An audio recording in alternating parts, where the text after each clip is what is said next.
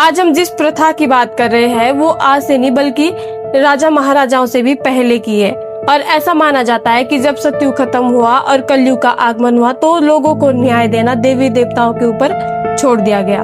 और इसी प्रकार से प्रचलित लोटा नून की जो प्रथा है उसे शुरू में देवी देवताओं का न्याय माना जाता था। आखिर ये लोटा नून है क्या और इसकी शुरुआत कैसे हुई, तो इसको जानने के लिए आगे वीडियो में बने रहिए। तो जो लोटा नून की प्रथा है इसको सिरमौर में नीम कहा जाता है और ये हिमाचल और उत्तराखंड के कुछ क्षेत्रों में आज भी प्रचलित है। प्राचीन समय की बात है जब समाज में लोगों का विश्वास देवी देवताओं के प्रति अटूट था और कोई भी व्यक्ति देवी देवताओं की बातों को नहीं नकारता था। उनका विश्वास जो है वो देवी देवताओं के प्रति बहुत अटूट और गहरा होता था और उस समय के जो लोग थे वो अपने देवी देवताओं के प्रति सच्ची श्रद्धा और निष्ठा रखते थे। शुरू में लोटा नून की जो प्रथा है वो समाज के कल्याण और दोषियों को सजा देने के लिए समाज के लोगों के द्वारा शुरू की गई थी। लोटा नून प्रथा समाज के कल्याण के लिए और अपराधियों को सजा देने के लिए प्रारंभ की जा रही है। न्याय अब हमारे देवता करेंगे। जय महासु महाराज। ये जो लोटा नून प्रथा है इसमें लोटा, नमक, पानी ही क्यों है, बाकी भी बहुत सारी चीजें वो इसमें क्यों नहीं है। तो इसका जो कारण है वो है कि लोटे को सत्य और सामूहिकता का प्रतीक माना जाता है और पानी को शुद्धता और निष्पक्षता का प्रतीक माना जाता है और जो नमक है उसको लोक संस्कृति में वचन, निष्ठा और रिश्तों में गंभीरता का प्रतीक माना जाता है। इसीलिए लोटा, नमक, पानी इस प्रथा के जो है वो मुख्य अंग रहे हैं। प्राचीन समय में समाज में न्याय व्यवस्था और लोगों के वचनों का मोल होता था। मतलब कि जैसे हमारी पहाड़ी भाषा में बोलते हैं ना कि ऐसे मेरी जुबान है तक है जो मोह बोल दियो से जो हाँ कर दे है। मतलब कि अपनी जुबान पर कायम रहते थे, अपनी बातों पर कायम रहते थे, जो वो बोलते थे वो करते थे।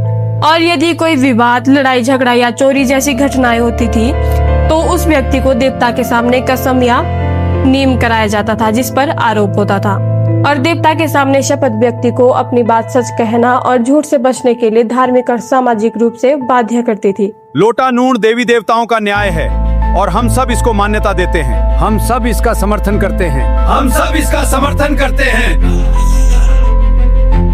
और गांव के सभी लोग उपस्थित रहकर उस प्रक्रिया को देखते थे। इसीलिए वो फैसला दो व्यक्ति के बीच न रहकर पूरे समुदाय के बीच स्वीकार किया जाता था। दोनों पक्षों के लोगों को मिलकर कोई समाधान निकालना चाहिए, नहीं तो फिर लोटा नून करना पड़ेगा दोनों पक्षों को। और उस समय लोगों की देवी देवताओं के प्रति आस्था और देवी देवताओं की शक्तियों की मान्यताएं काफी प्रचलित थी। इसीलिए अगर कोई व्यक्ति देवता की झूठी कसम या देवता के नाम का झूठा नियम करता था तो उसके जो कुल का है वो विनाश हो जाता था। लोटा नून रस्म जब निभाई जाती है या जब नियम कराया जाता है तो आरोपी को देवता के सामने कसम खिलाई जाती है। जैसे ये प्रथा हमारे क्षेत्र में भी प्रचलित है। तो जैसे हमारे गांव में तो अगर किसी को नियम कराया जा रहा है तो उसको जो है वो नियम मंदिर में कराया जाता है देवता की कसम खिलाकर, और अगर कहीं और कराया जा रहा है तो देवता की कसम खिलाकर कराया जाता है या अपने देवता को साक्षी मानकर नियम कराया जाता है। और ये जो नियम है वो इस प्रकार से कराया जाता है। अगर मैंने ये पाप किया होगा तो जैसे इस लोटे में नमक घुल गया और कोई निशान नहीं रहा, ऐसा मेरे कुल का भी कोई निशान नहीं रहना चाहिए। जय महासु महाराज। कि जिस प्रकार से ये नमक पानी में घुलते ही नष्ट हो जाता है उसी प्रकार से अगर मैं झूठ कह रहा हूँ या मैं दोषी हूँ तो मेरा और मेरे कुल का उसी प्रकार विनाश हो जाना चाहिए। इस प्रकार से समाज में न्याय व्यवस्था बनाई जाती थी और देवी देवताओं के आदेश और देवी देवताओं के न्याय को भी माना जाता था। इस प्रकार से जो दोषी होता था वो अपने कुल के विनाश के डर से जो है वो अपने जुर्म को कबूल करता था और समाज में इस प्रकार से दोषियों को सजा दिलाई जाती थी। मैं सभी पांचों के सामने अपनी गलती स्वीकार करता हूँ और जो सजा देंगे मुझे स्वीकार है। प्राचीन समय की ये व्यवस्था वर्तमान समय में अब काफी कम प्रचलित है। वर्तमान समय में इसका प्रयोग न्याय की जगह चुनाव के दौरान नेताओं के प्रति वफादारी के लिए किया जाता है और समाज में भी अब इसका कम महत्व रह गया है।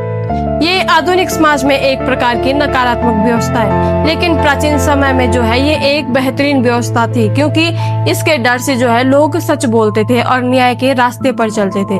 लेकिन अभी के टाइम पर लोगों ने जो है इस व्यवस्था का मजाक बना के रखा है और खासकर चुनाव के टाइम पर जो कैंडिडेट होता है या जो कैंडिडेट के साइड के लोग होते हैं वो गरीब लोगों को मजबूर करके जो उनको पैसे देकर उनको अपने साइड या उनका वोट खरीद लेते हैं और विश्वास के तौर पर जो है उनसे नियम करवाता है। ये पैसे लो और वोट मुझे देना। और मैं चाहता हूं तुम सब नीम करो।